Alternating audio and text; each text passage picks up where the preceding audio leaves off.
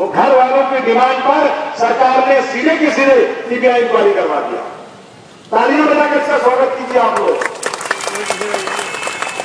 CBI Samajwadi party के अंदर में नहीं है, सीबीआई सेंट्रल गवर्नमेंट के अंदर में है।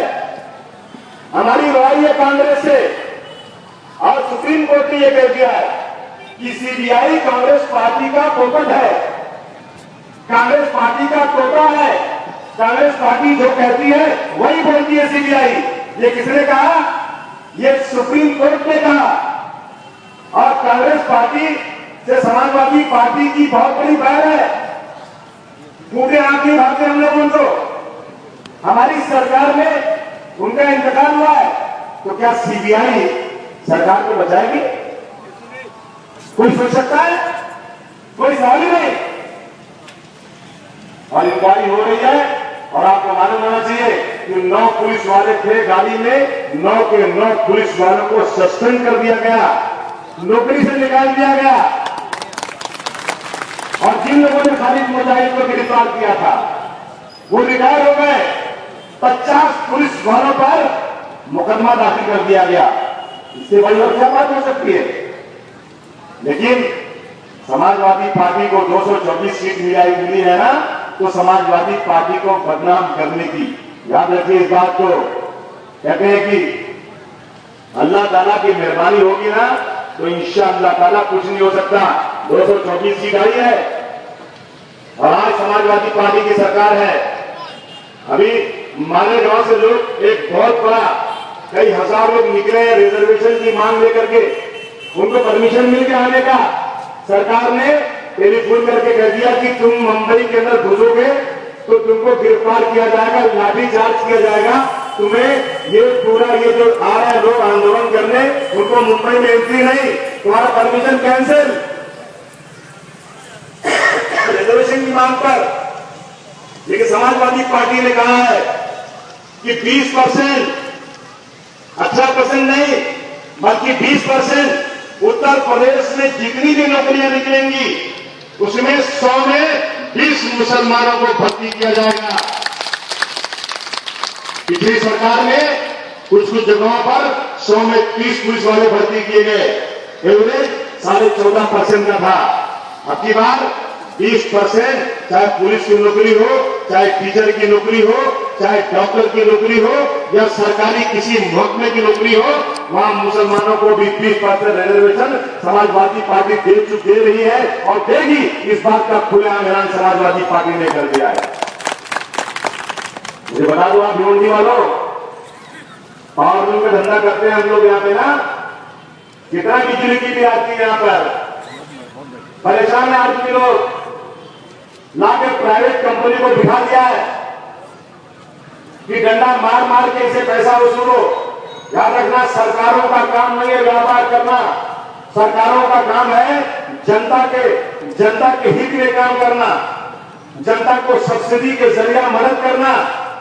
इस सरकार ने रशीद ताहिर साहब कहते हैं कि हम लोगों ने पूरी ताकत के साथ हाउस में मामला उठाया और इस सरकार ने हाउस के अंदर खुलेआम ऐलान किया कि हम बिजली की बिल ₹1.80 कर देंगे। रिकॉर्ड पर आ गया और ये कानून है कि जो हाउस के अंदर बोला जाएगा उसे लागू करना पड़ेगा। हम लोग तालियां बजाए, कांग्रेस वाले भी बैनर लगा दिए कि हमने कराया। साला शादी किसकी, ब्याह किसका, साले मजा कर रहे कांग्रेस वाले। मिठाई बांट दिए तुम लोग। साले कौन किया था, कौन आवाज उठाया था? तुम्हारे बाप का भी पता नहीं था कांग्रेस वालों वहां पर। रशीद भाई ने पूरी ताकत के साथ पावर लूम का मामला उठाया था, बिजली का। हम लोग खड़े थे। मैंने कहा रशीद भाई आप भिवंडी के एमएलए हैं, पूरी ताकत से उठाइए क्योंकि आपको अच्छी तरह इसकी मालूमात है। और मंत्री ने खड़े होकर कहा कि ₹1.80 फी यूनिट बिल चार्ज किया जाएगा। कब से? जनवरी से। जब जनवरी आने के पहले आई तो सरकार ने कहा नहीं, हम जो ₹1.80 नहीं देंगे। ये बेईमान लोग हैं। अब यूपी के लोग है ना यहाँ पे खड़े हुए हैं, जरा मऊ में फोन करो, बनारस में साड़ी वालों को फोन करो, मुबारकपुर में फोन करो कि पावर लूम की बिल कितनी आती है। मालूम है कि नहीं मालूम आप लोगों को? उत्तर प्रदेश सरकार ने कानून बना दिया बुनकरों के लिए, किसानों के लिए, समाज के दबे कुचलों के लिए और पावर लूम के लिए। एक लूम की बिल 70 से 72 रुपए कुछ फिक्स कर दी गई है और चाहे लूम कितना भी चलाओ 24 घंटे या मत चलाओ, आपको 72 रुपए एक लूम की बिल आएगी। यहां कितनी आती है? 3000 कितनी? 3000 जोड़ी। अरे ये आपका जेब काटने जगह सरकार लेके जाएगी। बहुत चिल्ला रशीद भाई लोगों ने कि ये बंद करो, चूंकि अफवाही बंद करो, अफवाही बंद करो। ये बोले बंद कर देंगे। अफवाही जब बंद हो जाएगी तो सुकून मिल जाएगा। बहुत अफवाही की मार पड़ती है। अफवाही बंद के बोले 4% वैट है, 1% वैट बढ़ाते हैं, बोले बढ़ा दो। 4% वैट का 5% कर दिए और उसके बाद कहते हैं अफवाही की जगह पर हम एलबीटी लेंगे। एलबीटी क्या भाई? Local body tax. अभी बता नहीं पाऊंगा। मेरे गांव का कोई आदमी बेचारा सड़क पर अगर जब वड़ा पाव बेचता है, भजिया बेचता है और उसकी एक दिन की बिक्री 822 रुपया से ज्यादा हो जाएगी तो उसको पूरा का पूरा अकाउंटेंट जाकर हिसाब बनाना पड़ेगा और अगर हिसाब नहीं बनाएगा ना तो उसको जेल हो जाएगी। ये एलबीटी है। आप जब वड़ा पाव वाला वड़ा बेचेगा, भजिया वाला भजिया बेचेगा, बिस्किट और चाय वाला अगर बेचेगा तो उसकी रसीद देनी पड़ेगी आपको। ये एलबीटी है। मैं गुजरात बगल में देख रहा हूं, गुजरात की सरकार में भी 4% वैट था। वो नरेंद्र मोदी, जिसको हम लोग पूरी आंख नहीं भाते, नरेंद्र मोदी का नाम आता तो लगता है कोई जल्लाद का नाम आ गया। मुल्क दुश्मन फिरका बरस। लेकिन मैं ये कहने पर मजबूर हुआ कि उसी नरेंद्र मोदी की सरकार में 4% वैट था। उसने कहा कि मैं अफवाही हटा दूंगा, 1% वैट बढ़ाऊंगा। व्यापारियों ने कहा स्वागत है आपका। उसने 1% वैट बढ़ा दिया और पूरे गुजरात से वैट खत्म कर दिया। मैंने नेताजी से बात किया, मुलायम सिंह जी से, सर हमारे यहाँ एलबीटी लग गई है, बोले क्या होती है ये? हमने नेताजी को जानते हो ना, गांव वाले आदमी है। मैंने कहा सर चुनगी थी ना, खत्म हो गई है। अरे कहा मैंने तो 1989 में खत्म कर दिया। कब खत्म कर दिया? 1989 में चुनगी खत्म कर दिया और आज भी उसके बदले कुछ नहीं हो रहा हो। ये सरकार देख लो, पेट्रोल तुम खरीदोगे यूपी में, दिल्ली में तो महाराष्ट्र से 5-7 रुपया महंगा। सबसे ज्यादा टैक्स इनका, एलबीटी इनको चाहिए। हम थोड़ी बढ़ गई है, इनकी सुनने को तैयार है। क्या ऐसी सरकार बनाओगे जो व्यापारियों को बर्बाद कर दे, जो मुसलमानों के साथ लगातार अन्याय करे? भले कांग्रेस वाले परेशान हैं, चले बाप रे बाप आपका होगा। अब तो असेंबली में तो समाजवादी पार्टी मार ले गई 224 और बिचारी कांग्रेस को मिली 28 सीट। बिचारा राहुल गांधी कौन मसला करा दिया हो नहीं किया अभी तक।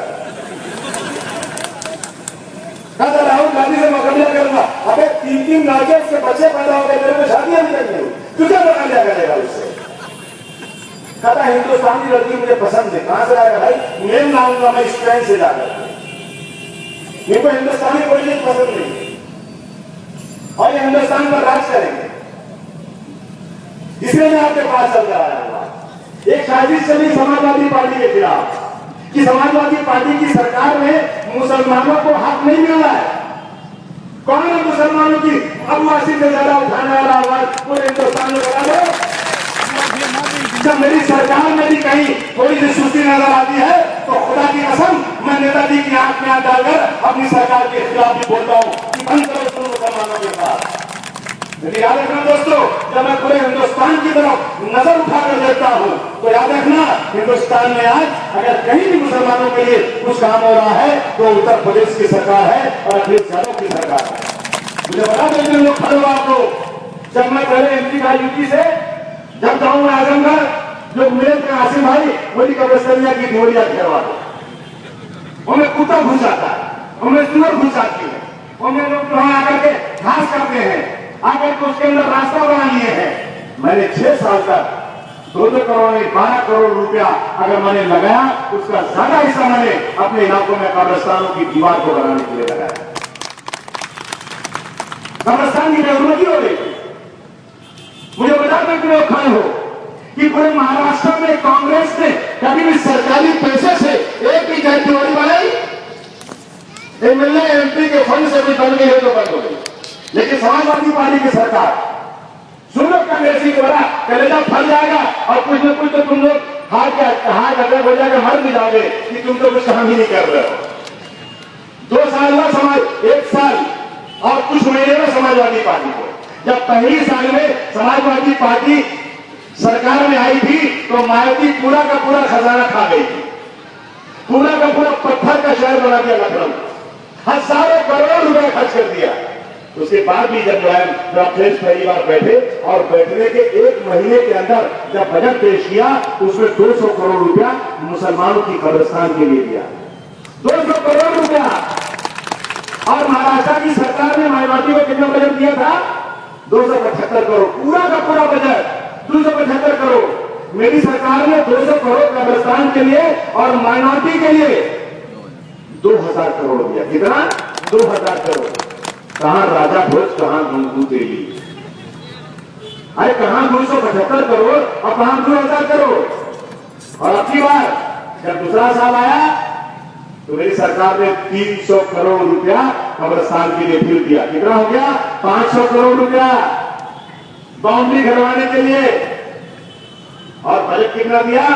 हमारी कांग्रेस पार्टी ने कहा कि अब की बार हम बजट बढ़ा देंगे माइनॉरिटी का, बोला बढ़ाओ, मैं तालियां बजाकर स्वागत करूंगा। तो मैं देखा भी बहुत है, खाली 5 करोड़ बढ़ाया, 275 ने 280 कर दिए। और मैं उत्तर प्रदेश की सरकार देख रहा हूं तो 2180 करोड़। कल मुझे अखिलेश ने कहा, आसिफ भाई आपने दूसरे बजट में देखे 3000 करोड़ रुपया माइनॉरिटी को उत्तर प्रदेश में दिया गया। 3000 करोड़ कौन दे रहा है? बड़ा नखरा दिखा रहे हो, अखबार वालों वाचिया खूब छाप रहे हो, खूब छाप रहे हो। क्या समाजवादी पार्टी को बदनाम करने की शादी चल रही है? इसलिए आपसे घरे आ जाए मुझे, आपको लगाने आया है।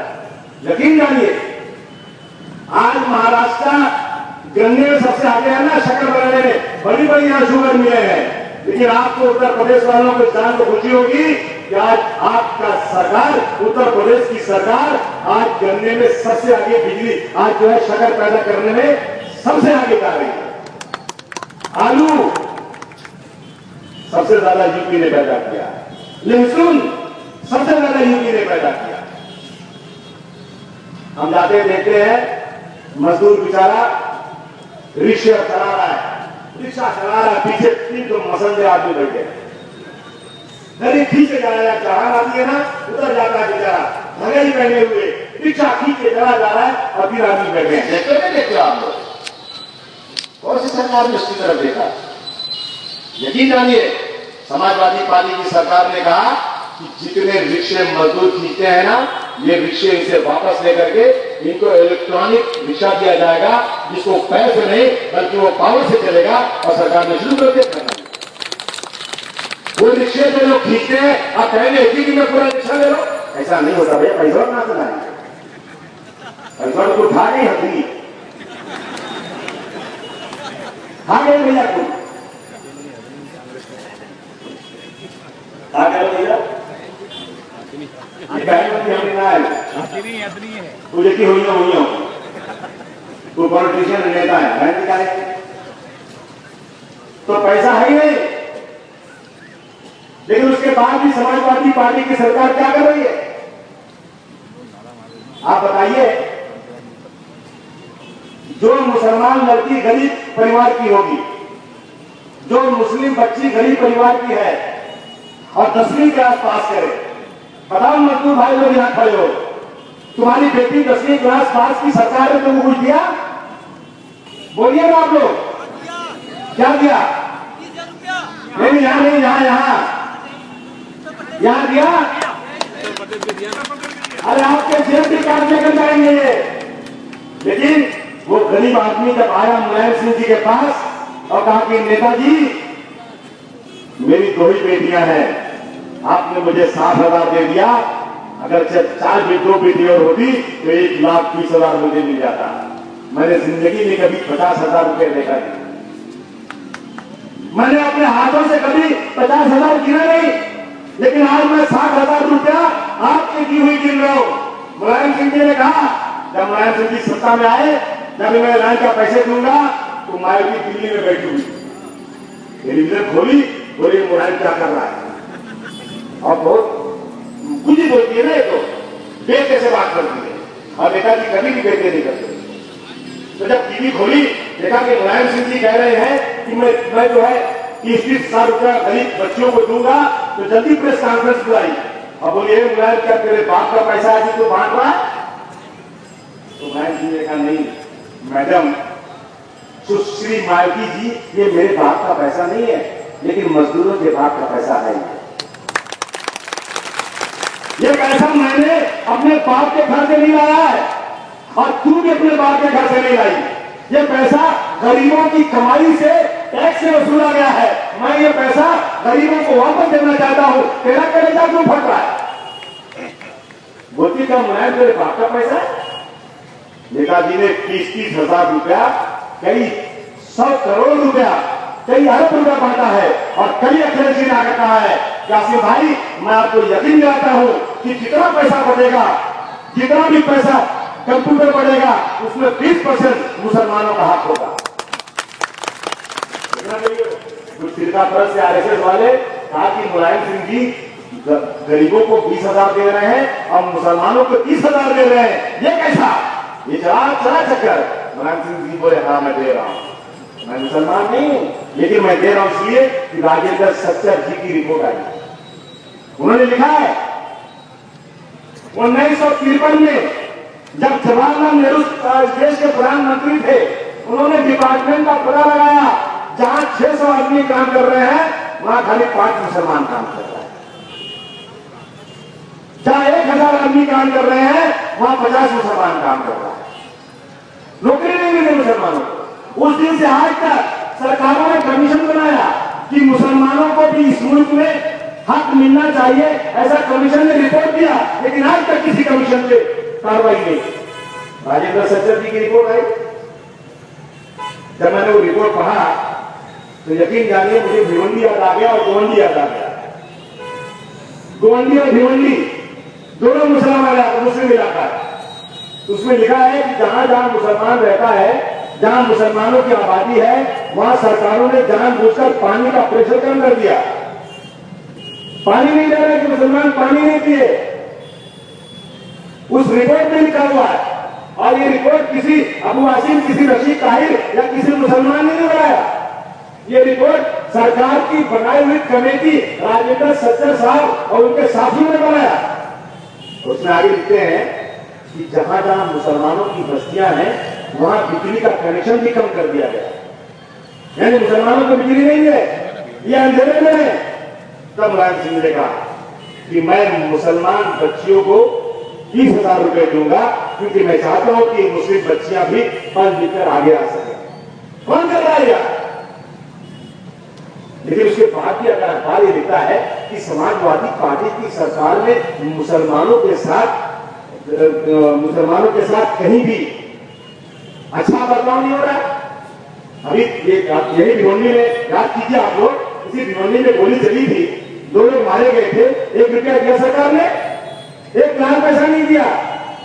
जब मैं उसके वालिद को लेकर पहुंचा आर पाटिल साहब के पास, तो आर पाटिल ने कहा अबू आसिम साहब हम नहीं देंगे पैसा, क्योंकि पुलिस ने गोली मारा है और पुलिस गुंडों को मारती है, और गुंडों को मारने पे गुंडों को पैसा कैसा देंगे?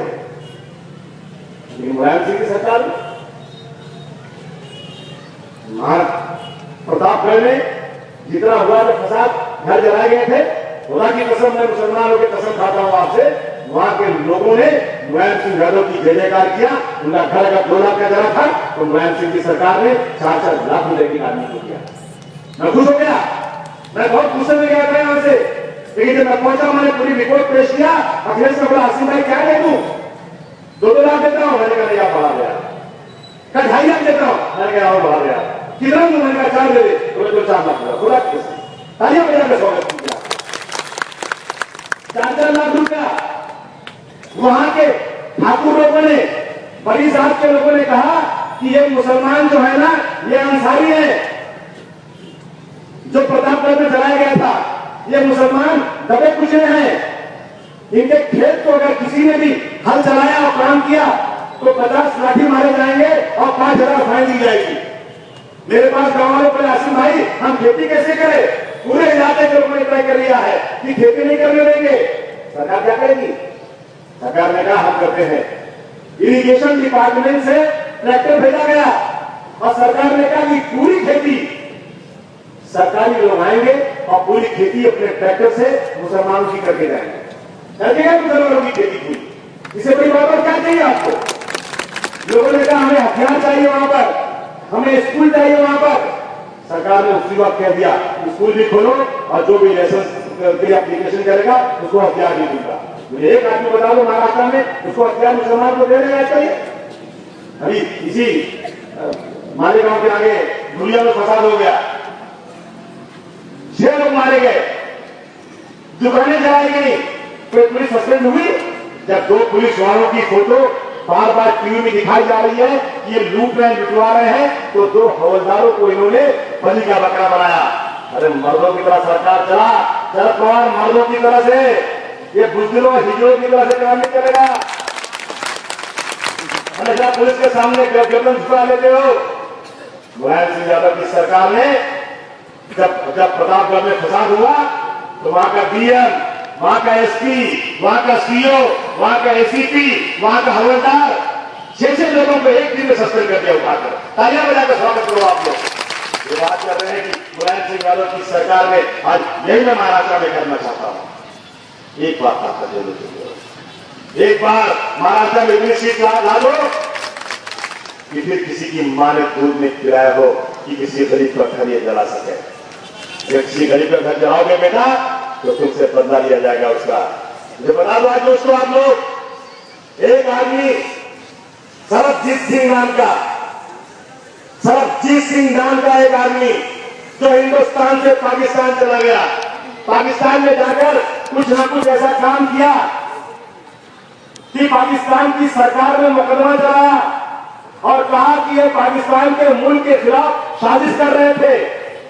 जिस तरह से बहुत सारे पाकिस्तानी आईएसआई के लोग हिंदुस्तान में आकर हिंदुस्तान के खिलाफ साजिश करते हैं और हमारी सरकार मुकदमा चलाकर ऐसे लोगों को फांसी के फंदे पर चढ़ाती है और हम लोग तालियां बजाकर उस फांसी के फंदे का स्वागत करते हैं। आतंकवादी की सजा फांसी की होना चाहिए।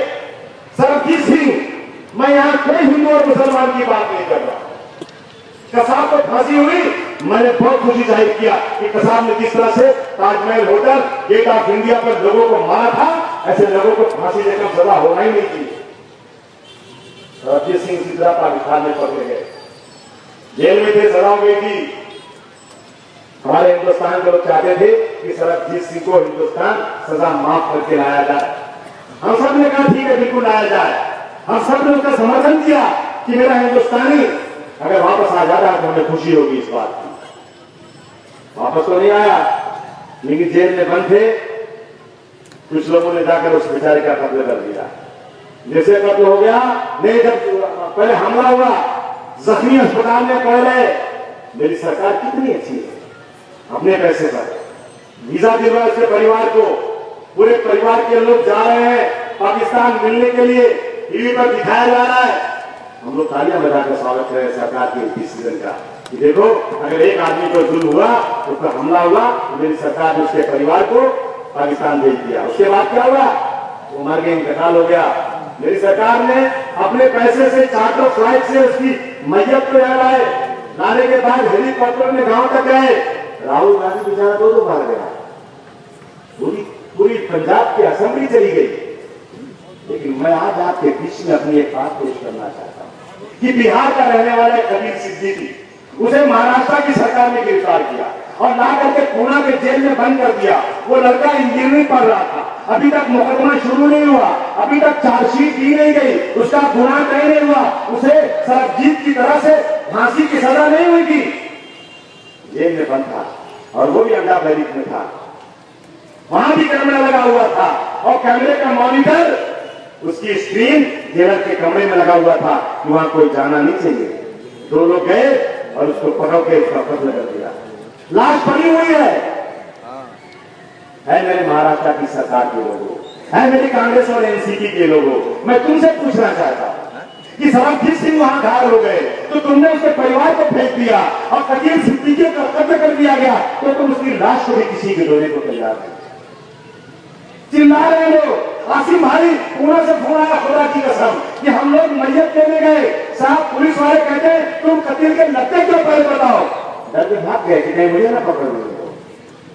उसके बाद एक साबिर अली साहब रहते हैं मुंबई में, एमपी है, बिहार के रहने वाले, इन लोगों ने कहा वासिम साहब हम पैसे देंगे, आप पैसे मत दीजिए। मैंने कहा बिल्कुल आपका हाथ है। ये लोग अपने पैसे से मैयत ले गए, एक मंत्री नहीं गया। राहुल गांधी तुमको तो पता ही नहीं चला होगा क्योंकि वो मुसलमान मारा था, मुसलमान की मैयत थी, उसको फांसी की सजा नहीं हुई थी, लेकिन उसको उसके माँ बाप के दिल से क्या पूछो। आज सरबजीत सिंह इस देश के अंदर शहीद हो गया, लेकिन कतील सिद्दीकी मरने के बाद भी आतंकवादी हो गया। ये फर्क है इस देश में मुसलमान और गैर मुस्लिम के अंदर सरकारों की तरफ से, ये मैं आपको बताने आया हूं दोस्तों। इसलिए इस कांग्रेस को 2014 में उतार फेंको, अपनी बात खत्म कर दो इसको, न रहे बात न उनके बांसुरी। करोगे कि नहीं करोगे आप लोग? असल में आप लोगों का दुआ मत सोचना कौन जीतेगा कौन हारेगा, जीत जाने वाले सरकारों को निपट लेंगे इंशाअल्लाह। एक तरफ 1000 लोग और एक तरफ 3 लोग 1000 को मार के आए थे कि नहीं आए थे? बोलो ना, क्या कर लेंगे आरएसएस के लोग, क्या कर लेंगे शिवसेना के लोग? इंशाअल्लाह हमारे बदन में हमारे पुरुषों का खून है, हम निपट लेंगे रतून का खून। लेकिन ये बोल करके कि वोट बन जाएगा और कांग्रेस को जिता देना, ये हरगिज़ मत करना भाइयों। आप लोग अपनी बात समझ गए कि नहीं समझ गया आप लोग? इसीलिए आपके पास चल रहा है। और जन जागरण सभा में और क्या करूं आपसे, मेरी पार्टी में आ गई। आप लोग समाजवादी में क्यों नहीं